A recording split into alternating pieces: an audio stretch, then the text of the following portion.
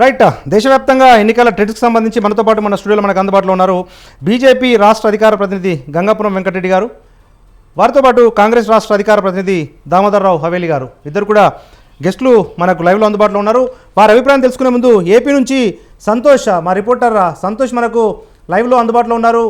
ఏపీలో టీడీపీ హవా కొనసాగుతోంది. కూటమి అభ్యర్థులు ప్రతి చోట గెలుపు దిశలో పయనిస్తున్నారు. గత ఎన్నికల్లో 151 నియోజకవర్గాల్లో గెలిచిన వైసీపీ ఈసారి కేవలం 15 నుంచి 17 అసెంబ్లీ స్థానాలకే పరిమితమయ్యే పరిస్థితి కనిపిస్తూ ఉంది. ఓవరాల్గా అసలు ఏంటి ట్రెండ్స్ అన్న విషయానికి సంబంధించి మా ప్రతినిధి సంతోష్ మరిన్ని వివరాలు అందజేస్తారు. సంతోష్, ఓటు అసలు ఏం జరుగుతుంది? ఏపీలో 15 నుంచి 17 స్థానాలకే వైసీపీ పరిమితమయ్యే అవకాశాలు ఉన్నాయి. ఎవరెవరు ఓటమి బాటన ఉన్నారు, ఎవరెవరు గెలవబోతా ఉన్నారు, ఏంటి పూర్తి అప్డేట్స్ ఏంటి ఏపీ ఎన్నికలకు సంబంధించి? ఏదైతే తెరపడిందనే చెప్పుకోవచ్చు. ఏపీలో ఉన్నటువంటి ఎన్నికల ఫలితాలు అయితే కనుక ఉత్కంఠకి తెరపడింది. మొత్తంగా చూసుకున్నట్లయితే కనుక ఇక రాష్ట్రంలో ఎన్డీఏ కూటమి హవా అనేది కూడా చూపిస్తా ఉన్న పరిస్థితులు కూడా కనబడతా ఉన్నాయి. ఉదయం నుంచి కూడా ఇక లీడింగ్ లోకి ఒక్కసారిగా కూడా ఎన్డీఏ కూటమి అనేది కూడా అధికారంలోకి పరంపరం అనేది కూడా కొనసాగుతా ఉంది. ముఖ్యంగా చూస్తున్నట్లయితే కనుక ఏదైతే పోస్టల్ బ్యాలెట్ ఓట్లే దానికి నిదర్శనంగా నిలిచాయనే చెప్పుకోవచ్చు. పోస్టల్ బ్యాలెట్ కి సంబంధించిన ఓట్లన్నీ కూడా ముఖ్యంగా ఇటు కూటమి నేతలకైతే కనుక వారి వైపే అనుకూలంగా పడిన పరిస్థితులు కూడా కనబడ్డాయి. అదేవిధంగా ఈవీఎం మిషన్లు సైతం కూడా ఇక ఓట్లు పోలైన నేపథ్యంలో వారికి సైతం కూడా ఇక ఎన్డీఏ కూటమికి కూడా మద్దతు పలకడం కూడా జరిగింది. ఏదైతే 2019లో వైసీపీ 151 సీట్లతో విజయదుందుబి మోగించిన నేపథ్యంలో ఇప్పుడు 2024లో ఒక్కసారిగా తక్కువకి పడిపోయిన పరిస్థితులు కూడా కనబడ్డాయి. దీంతో ఒక్కసారిగా ఎన్డీఏ కూటమి 151 సీట్ల కంటే కూడా పైకి అయితే కనుక ఎగబడిన పరిస్థితులు కూడా కనబడతా ఉన్నాయి. దీనికి నిదర్శనం కొన్ని కారణాలు కూడా కనబడతా ఉన్నాయి. ముఖ్యంగా చూసుకున్నట్లయితే కనుక రాజధాని అంశాలు కావచ్చు, ఏదైతే చంద్రబాబు నాయుడు అరెస్ట్ విషయాలు కావచ్చు, వీటన్ని విషయాల్లో కూడా ఇక ప్రజలందరూ కూడా ఎన్డీఏ కూటమికి మద్దతు పలికిన పరిస్థితులు కూడా కనబడతా ఉన్నాయి. ఇక రాష్ట్ర అభివృద్ధి కావచ్చు, అదేవిధంగా అమరావతి రాజధాని విషయంలో డెవలప్మెంట్, ఇవన్నీ కూడా కొన్ని అనుకూలమైనటువంటి పరిస్థితులు అయితే కనుక టీడీపీకి అనుకూలించే అనే చెప్పుకోవచ్చు. మొత్తంగా చూసుకున్నట్లయితే కనుక ఇప్పటికే ఏదైతే టీడీపీ 144 సీట్లు పోటీ చేస్తే దాదాపు 130 సీట్ల వరకు కూడా ఆధిక్యంలో ఉన్న పరిస్థితులు కూడా కనబడతా ఉన్నాయి. అదే విధంగా గతంలో బీజేపీకి ఎప్పుడు లేని విధంగా ఓట్ల పర్సంటేజ్ అనేది కూడా ఈసారి లేని పరిస్థితులు కూడా కనపడతా ఉన్నాయి. అదే విధంగా రాజమండ్రిలో పురంధేశ్వరి సైతం కూడా 1,00,000 ఓట్ల మెజారిటీ పైన అయితే కనుక పెద్ద ఎత్తున భారీ మెజారిటీతో అయితే గెలుపొందబోతున్నట్టు కూడా పెద్ద ఎత్తున అయితే కనుక ఆశాభావం వ్యక్తం చేస్తున్న పరిస్థితులు కూడా కనబడతా ఉన్నాయి.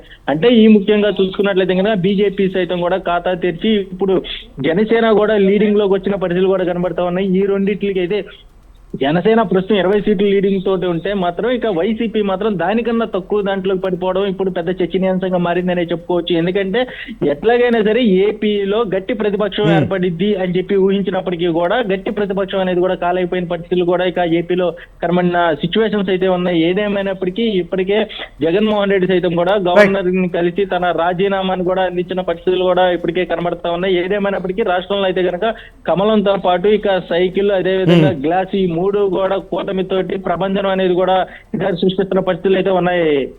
అయితే సంతోష్, మెజారిటీ ఎమ్మెల్యేలు ఒకరిద్దరు మినహా మెజారిటీ మంత్రులు, మాజీ మంత్రులు ఓటమి పాలైనట్టుగా కనిపిస్తూ ఉంది. ఎవరు అంటే వైసీపీ నుంచి పోటీ చేసిన మంత్రులు ఎవరెవరు గెలిచే అవకాశాలు ఉన్నాయి, ఎవరు ఆధిక్యంలో ఉన్నారు?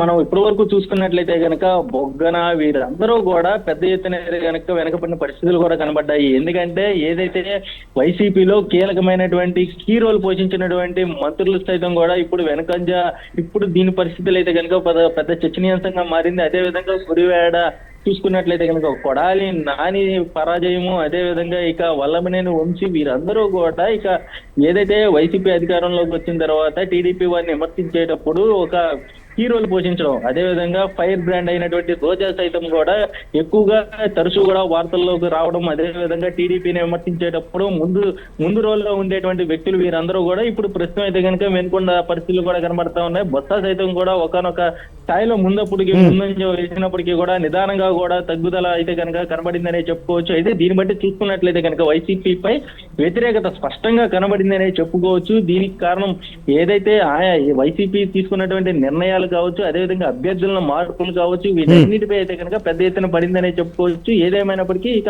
ఏపీ రాష్ట్రంలో అయితే కనుక వైసీపీ ప్రతిపక్ష హోదా సైతం కూడా అంత దిగజారిపోయిన పరిస్థితులు కూడా కనబడ్డాయంటే దానిపైన అయితే కనుక రాష్ట్రంలో ఉన్నటువంటి వ్యతిరేకత ఏ రకంగా ఉన్న దానిపై అయితే కనుక అర్థమవుతా ఉంది. ఇప్పుడు బీజేపీకి సైతం ఓట్ పర్సెంటేజ్ పెరిగిందంటే దీన్ని చూసుకున్నట్లయితే బీజేపీకి సైతం కూడా ఒక రకమైనటువంటి అంచనా కూడా పెరుగుతున్నాయనే చెప్పుకోవచ్చు. రాష్ట్రంలో బీజేపీతో పాటు జనసేనకి సైతం కూడా అందలం ఎక్కిస్తున్న పరిస్థితులు కూడా కనబడతా ఉన్నాయి. ఏదైతే మొదటిగా నుంచి కూడా చెప్పుకొస్తున్న పరిస్థితులు కృష్ణా, గుంటూరు కావచ్చు, ఇటు ఈ రాజధాని అంశాలతో పాటు ఇక వెస్ట్ ఏదైతే ఉభయ గోదావరి జిల్లాలు ఉంటాయి, ఉభయ గోదావరి జిల్లాలు సైతం కూడా ఇక జనసేనకి పట్టం కట్టారనే చెప్పుకోవచ్చు. ఎప్పుడు మొదటి నుంచి కూడా ఇక ఈ కూటమికి మద్దతు పలుకుతా ఉంటాయని అనుకున్నారు. అయితే రాయలసీమ మాత్రం అనూహ్య రీతిలో అయితే కనుక కూటమికి కూడా మద్దతు పలికిన పరిస్థితులు కూడా కనబడతా ఉన్నాయి. ఎందుకంటే రాయలసీమ అనేది కూడా ముఖ్యంగా ఏదైతే వైసీపీకి కంచుకోటగా ఉండేటువంటి ఆ యొక్క రాయలసీమ సైతం కూడా టీడీపీకి మద్దతు పలికారంటే ఏ విధమైనటువంటి వ్యతిరేకత కూడగట్టుకున్నదన్న దానిపై అయితే కనుక జగన్మోహన్ రెడ్డికి స్పష్టమైనటువంటి ఆ అంచనా కూడా వస్తున్నట్టు కూడా తెలుస్తా ఉంది. ఏదేమైనప్పటికీ రాష్ట్రంలో